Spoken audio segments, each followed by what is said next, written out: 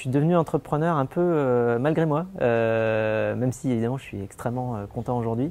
Je n'avais pas prévu de devenir entrepreneur. Disons qu'à partir du moment où j'ai eu l'idée, je me suis dit que je devais tout faire pour la réaliser.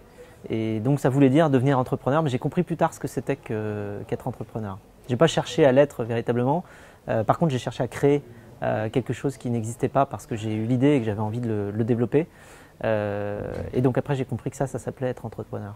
Pour se lancer dans l'entrepreneuriat, le plus simple, c'est d'avoir une idée qui correspond à un produit qu'on utiliserait.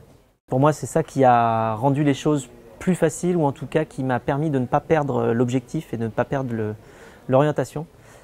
C'est que je suis moi-même covoitureur et donc ça m'a permis de m'aiguiller dans la construction d'un produit qui marche pour les gens qui veulent faire du covoiturage.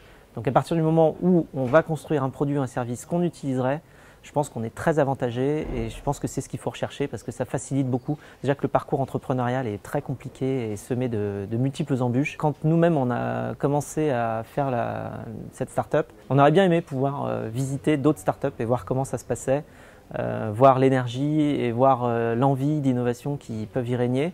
Et donc c'était plutôt dans une logique d'être ouvert et de permettre à d'autres personnes de découvrir ce que c'est.